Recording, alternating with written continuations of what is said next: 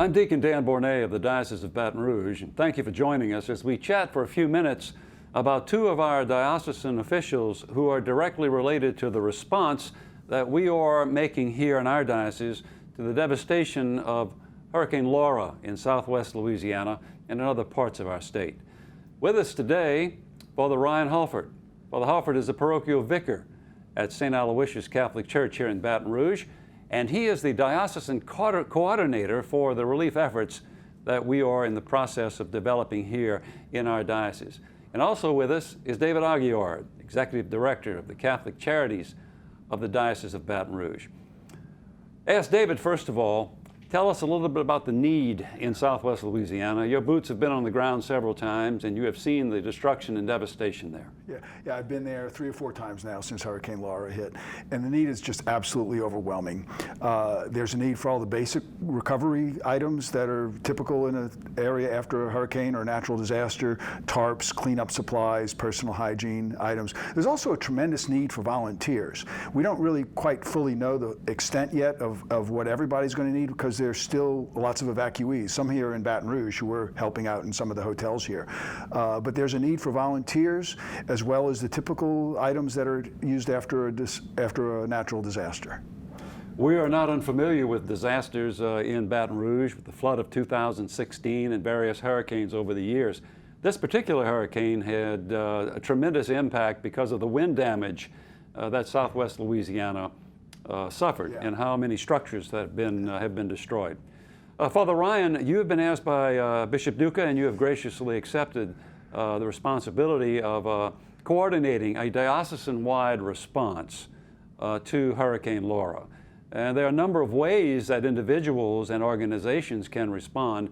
Could you walk through those with us, and then tell us particularly about the organization that you have offered and has been accepted in terms of the diocesan response? Yes, sir. So really, there's multiple ways that we're trying to reach out and help out our brothers and sisters in those affected areas. First, the diocese is on their website has the ability to donate, and that money is going to go there. Catholic Charities also has a link in terms of supporting a lot of the efforts they're doing. And then every parish is doing their own effort, but we really wanted to be able to bring a kind of a coordinated effort to make sure that we are, as efficiently as possible to be able to meet the concrete needs as they arise in Lake Charles, to make sure that we're not just blindly sending items and help over there and it's going to just get in the way. We don't want to make anyone's life harder, because we experience that well, that those things can go smoothly and sometimes not. And so really, one of the things I've done is we've coordinated a basically donation and transport program in conjunction with Catholic Charities, where different parishes are participating and collecting very targeted items that they're going to collect, and we have transportation are going to go to actual distribution sites that we have arranged with church parishes on the ground, and have distribution crews to make sure that's not going to be going to any kind of warehouses, that's not going to be putting any extra work on their Catholic Charities, but going straight to the ground and directly to the people. The other effort that we have is I've created kind of a web page that's been shared. It's been shared with all the Lake Charles priests and all the diocese officials, and as they go through those areas, they can actually submit concrete requests, for demolition crews, for tarping crews, for cooking crews, if they want to be a distribution site. And so we're getting really good information. We're taking it off the plate of their people over there. We're processing the requests, and we're making those available to the parishes. And so really, each parish can kind of go, and the priest can see what the needs are and be like, hey, we're going to bring a demolition crew, we're going to bring a tarping crew, we're going to bring a chainsaw crew, we're going to general maintenance crew, we're going to bring a cooking crew, and really be able to meet those needs as they arise from the particular people who need them right now.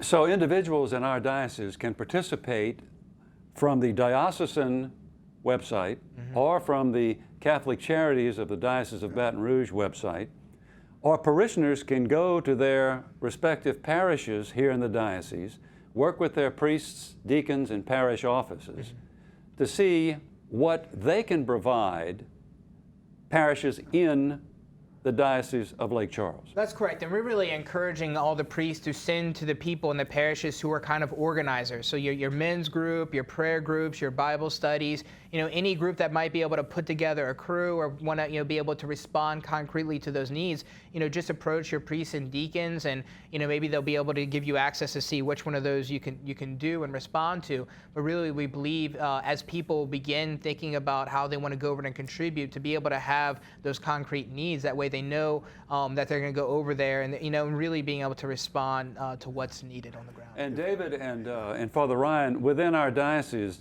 many parishes are collecting some of the very things that that David mentioned. They're collecting those, and then those are being delivered to what we call deanery sites. Deaneries are collections of parishes within the diocese, roughly geographically oriented. And then at a specific time, that is being picked up by Catholic Charities, right? Yeah. So there is a supply chain that's in place. Again, go to your parish, check with your deacon, check with your priest, and you can get all the details. David, what happens once that material, once those supplies, once they arrive with the Catholic Charities, what happens from there? Well, what we're doing, as Father Ryan mentioned, is trying to relieve the overload of materials and supplies that flow into any area after a disaster. And I've been there, I've seen just a lack of space at the Catholic Charities warehouse. What we're trying to do is pick up the items here from the deaneries, and then through the priest communications, we're identifying specific church parishes that are ready for us to arrive with our trailer, and they have volunteers there to help us unload the trailer and distribute those items in their area. And what's really, I think, enjoyable and refreshing in this particular incident, if you can be at a time like this after that kind of disaster, is to see how the Diocese of Baton Rouge is working together from the parish level through the chancery, the deaneries, and involving Catholic Charities as well. Each one has something to contribute to this process and to contribute to Lake Charles. And doing it together is just really refreshing and uplifting for us. I would also add that, needs change from week to week. And that's why we usually, Father Ryan mentioned it, one of the first requests we ask is for cash or gift cards. We've had, I think, $4,000 of gift cards come from St. George that we were able to bring there. We've had some come in from other dioceses around the country. And at the Catholic Charities website or the Diocesan website, people can make those contributions. And you always need gift cards or gas cards, right? Yeah. Gas cards. Transportation is going to be an issue for the evacuees who are here in Baton Rouge in the hotels. We've already helped them get on to other places for more permanent housing because there are no shelters right now. So the evacuees are landing in the hotels here, and we have some case managers working those needs in conjunction with the church parishes, by the way, as well, helping supply some of the items that they arrived without. The old concepts of community shelters now have kind of gone by the wayside because of COVID. And so that's one emergency situation layered upon another.